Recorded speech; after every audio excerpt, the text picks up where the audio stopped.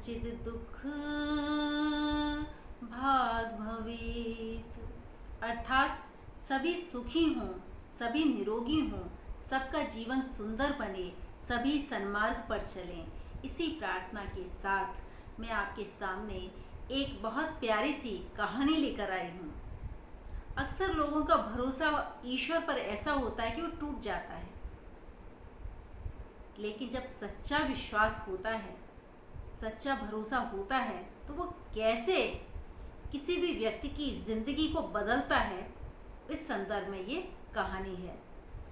एक राज्य था, वहाँ पर एक लड़का रहता था, नौजवान लड़का था, लेकिन उसकी रुचि किसी भी सांसारिक कार्य में नहीं थी। वो कोई सांसारिक काम नहीं करता था।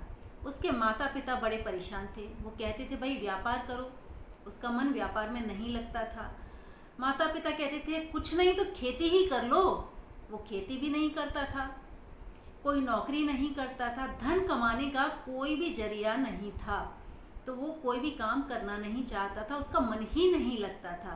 करता क्या था, सारा दिन स्वाध्याय में अच्छी ईश्वर से संबंधित अच्छे ग्रंथ जो होते हैं वो पढ़ा करता था, स्वाध्याय किया करता था, ईश्वर की भक्ति करता था। जो ज्ञानी जन थे, विद्वान लोग थे, उनका साथ करता था और उनका सत्कार करता था।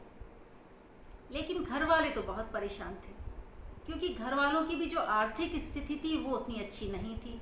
उनको लगता था कि इसको कुछ काम करना चाहिए, इस लड़के को कुछ काम करना चाहिए ताकि घर में कुछ सहायता हो सके, लेकिन वो लड़का कुछ नहीं करता था। तो उसी राज्य में एक राजा रहता था, उसके कोई संतान नहीं थी।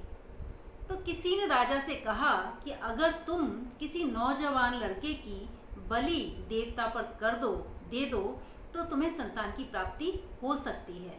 अब राजा ने सोचा कि कोई अपना लड़का क्यों देगा बलि देने के लिए। लेकिन ये बात धीरे धीरे उस घर में भी पहुंची जहाँ पर ये लड़का था, जो ईश्वर की भक्ति किया करता था सारा दिन, कोई काम धंधा नहीं करता था, लेकिन जो भी घर में उसके साधु संत आता था उसका सत्कार करता था, सम्मान करता था। घर वाले बड़े दुखी थे क्योंकि वो कुछ काम नहीं करता था। तो उसके जो माता पिता थे, परिवारी जन थे, उन्होंने सोचा कि ये कुछ काम धंधा करता नहीं है, इसको खिलाना पिलाना और पड़ता है, तो इसी को भेज देते हैं। राजा ने ये भी ऐलान कर दिया था राज्य में कि जो भी कोई अपना लड़का देगा बलि चढ़ाने के लिए, उसको भरपूर धन संपत्ति दी जाएगी। तो घर वालों ने विचार विमर्श करके सोचा कि इस लड़के को हम भेज देते हैं, ये कुछ काम धंधा करता नहीं, तो हमें भरपूर धन मिल जाएगा, तो हमारा जीवन, हम सबका जीवन सुधर जाएगा और ठीक प्रकार से चलता रहेगा। ये सोच करके उस लड़के को राजा के पास भेज दिया। जब राजा के पास वो लड़का पहुंचा तो राजा से बोला कि आप मेरी बलि दे सकते हैं, लेकिन राजा ने कहा कि तुम्हारी कोई अंत एक इच्छा हो तो बताओ। बलि देने से पहले राजा ने ये पूछा। तो उस लड़के ने कहा कि आप मेरे सामने थोड़ी सी मिट्टी ला के रख दीजिए, मिट्टी लाकर रख दीजिए। तो इंतज़ाम किया गया, मिट्टी उसके पास लाकर रख दी गई। उस लड़के ने मिट्टी की 4 ढेरी बनाई। 4 ढेरी बनाकर पहली ढेरी देखा की तरफ नज़र भर के देखा और उसको तोड़ दिया।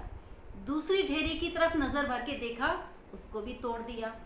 तीसरी ढेरी की तरफ नज़र भर के देखा, उसको भी तोड़ दिया। चौथी ढेरी जो थी उसको नमस्ते किया और फिर राजा से बोला, राजन अब तुम मेरी बलि दे सकते हो।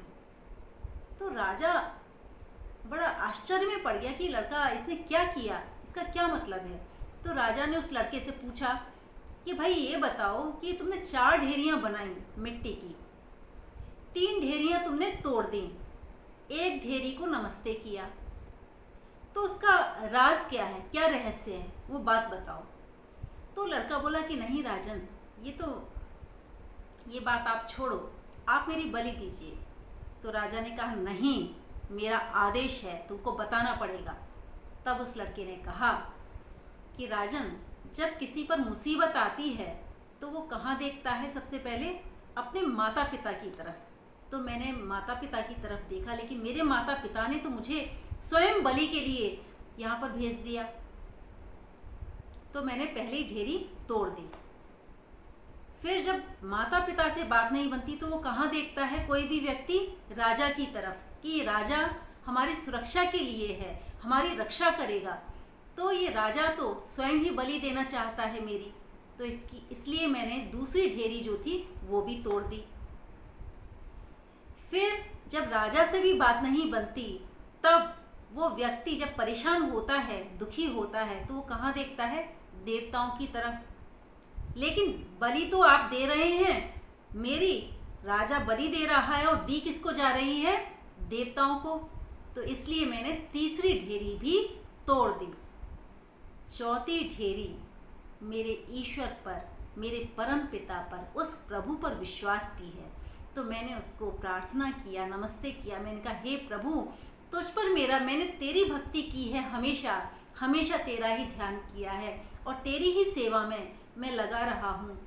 तो अब तू जान क्या करना है। मैं आखिरी सांस तक बस तुझ पर भरोसा रखूँगा, तुझ पर ही मेरा विश्वास है। और इसीलिए मैंने उसको प्रणाम किया। और अब राजन, आप चाहो मेरी बलि दे सकते हो। मैंने आपको सारी बात भी बता दी है। राजा ने जब ये सारी बातें सुनी तो राजा सोच में पड़ गया। बोला, ये लड़का तो बड़ा विद्वान है और बड़े ज्ञान की बातें करता है, तो क्यों ना इसी को राजा बना दिया जाए। तो राजा ने उसी युवक को राजा घोषित करने का मन बना लिया।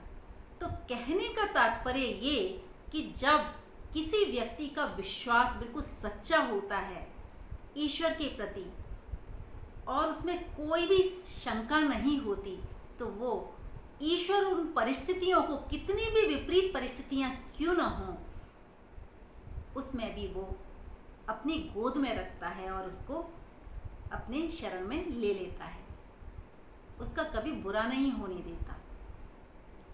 तो यही इस कहानी में हुआ कि उस व्यक्ति का, उस लड़के का अपने परम पिता पर ऐसा भरोसा था कि राजा का ही मन बदल गया और राजा ने उस व्यक्ति को ही, उस लड़के को ही राजा घोषित कर दिया।